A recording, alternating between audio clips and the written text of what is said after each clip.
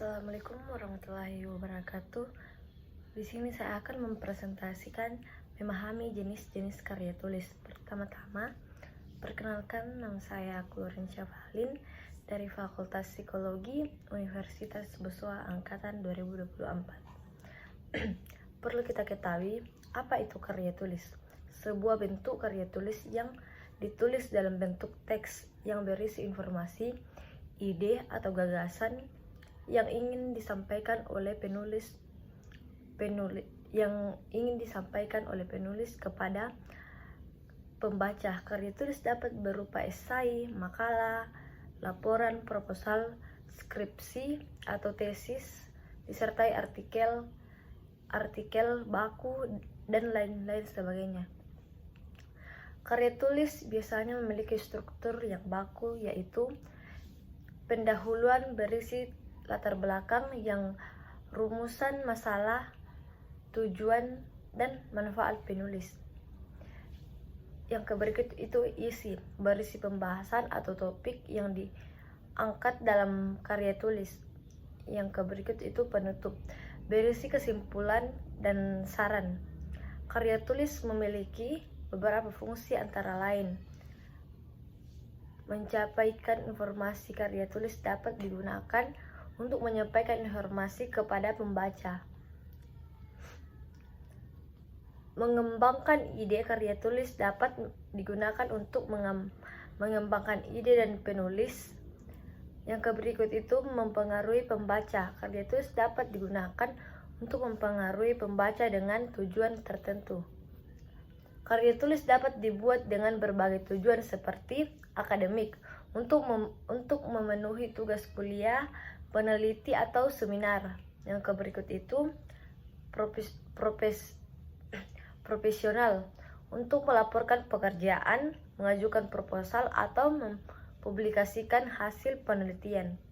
Yang berikut itu adalah proposal, untuk mengekspresikan ide atau gagasan, pengalaman, agar tulisan Anda berkualitas. Pasti Anda menentukan topik atau topik pilihan, topik menarik dan relevan dengan Anda. Yang berikut itu melakukan riset atau kumpulkan informasi data yang mendukung topik Anda. Menyusun kerangka, buat kerangka kerja yang jelas-jelas dan terstruktur. Menulis dengan jelas dan ringkasan. Gunakan bahasa yang mudah dimengerti. Hindari penggunaan jargon yang tidak perlu. Yang berikut itu memeriksa dan mengedit. Periksa kesalahan gramatika, ejaan, dan gaya penulis sebelum Anda menyerahkan karya tulis Anda. Yang berikut itu jenis-jenis karya tulis sangat beragam, dan setiap jenis memiliki tujuan dan ciri khasnya sendiri. Memahami jenis karya tulis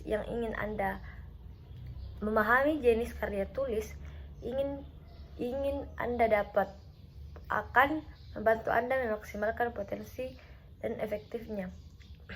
Berikut beberapa jenis karya tulis yang umumnya dan cara memaksimalkannya. Yang pertama itu artikel. Tujuannya menyampaikan informasi, pendapat, atau analisis tentang suatu topik tertentu. Ciri khas: singkat, padat, dan informatif.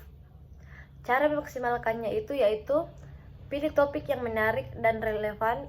Yang kedua itu lakukan riset yang mendalam dan gunakan sumber yang kredibel. Yang berikut itu tulis dengan bahasa yang jelas dan ringkas dan mudah dipahami. Yang berikut, berikan contoh yang ilustrasi untuk memperjelas penjelasan. Yang berikut itu tambahkan visual seperti gambar atau grafik untuk meningkatkan daya tarik. Yang kedua itu esai. Tujuannya mengembangkan ide atau argumen atau tulisan atau analisis secara mendalam. Yang berikut itu ciri khas: lebih lebih panjang dan lebih kompleks dibandingkan artikel. Cara memaksimalkan esai yaitu tentukan fokus dan argumen utama, dan kembangkan argumen dengan bukti dan contoh yang kuat. Gunakan bahasa yang efektif dan komunikatif. Bangun struktur esai yang logis dan mudah diikuti.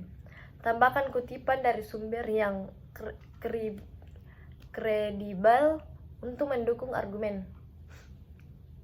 Yang ketiga itu adalah makalah. Tujuan dari makalah yaitu menyajikan hasil penelitian, analisis, atau kajian ilmiah. Ciri khas bersifat akademik, menggunakan metode ilmiah, dan dilengkapi dengan daftar pustaka. Cara memaksimalkan makalah yaitu pilih topik yang sesuai dengan bidang studi Anda, gunakan metode penelitian yang tepat, kumpulkan data yang akurat dan relevan. Yang berikut itu analisis data secara sistematis dan objektif. Yang berikut tulis dengan bahasa ilmiah yang formal dan profesis. Gunakan formasi penulis yang sesuai dengan pedoman ilmiah. Yang keempat adalah laporan. Tujuan dari laporan yaitu menyampaikan informasi tentang suatu peristiwa, kegiatan, atau hasil kerja. Ciri khasnya bersifat faktual, objektif, dan ringkas. Cara memaksimalkannya itu yaitu kumpulkan data yang akurat dan lengkap, susun laporan secara sistematis dan mudah dipahami. Gunakan bahasa yang jelas dan mudah dipahami. Tambahkan visual seperti tabel atau diagram untuk memperjelas data. Tambahkan kesimpulan dan rekomendasi jika diperlukan. Yang kelima itu adalah resensi. Tujuan dari resensi adalah menilai dan memberikan alasan tentang suatu karya seperti buku, film, atau musik. Ciri khas bersifat objektif, berisi analisis dan opini tentang karya yang diresensi. Cara memaksimalkan resensi yaitu baca dan pahami karya yang akan diresensi dengan seksama. Tuliskan objektif dan kritis. Berikan argumen yang kuat untuk mendukung pendapat Anda. Tulis dengan bahasa yang menarik dan komunikatif. Yang keenam adalah pidato. Tujuan dari pidato yaitu menyampaikan pesan atau ide kepada audis secara langsung. Ciri khas dari pidato yaitu menggunakan bahasa yang komunikatif dan persuasif, disertai dengan intonasi dengan gestur yang tepat. Cara memaksimalkan pidato yaitu tentukan tujuan dan pesan utama pidato. Yang berikut buat kerangka pidato yang jelas dan ringkas. Yang berikut gunakan bahasa yang menarik dan mudah dipahami.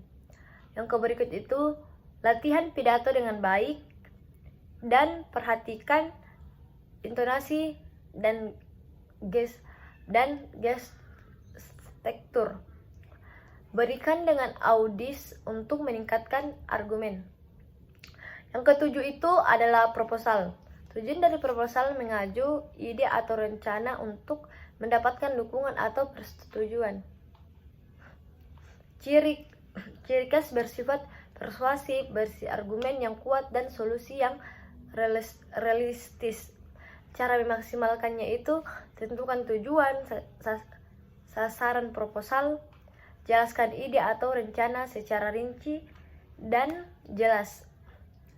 Berikan argumen yang kuat untuk mendukung proposal. Tunjukkan manfaat yang dampaknya positif dan tunjukkan manfaat dan dampak positif dari proposal itu. Gunakan bahasa yang formal dan profesional. Yang kedelapan itu surat. Tujuan dari surat berkomunikasi secara tertulis dengan seorang atau instansi. Ciri khas dari surat yaitu memiliki format yang baku, berisi tentang informasi yang jelas dan ringkas. Cara memaksimalkannya itu, yang pertama, tentukan jenis surat yang akan ditulis, gunakan bahasa yang formal, dan lain-lain sebagainya. Mungkin sekian dari presentasi saya. Bila ada kata yang tidak sopan atau tidak berkenan, mohon dimaafkan. Assalamualaikum warahmatullahi wabarakatuh. Shalom.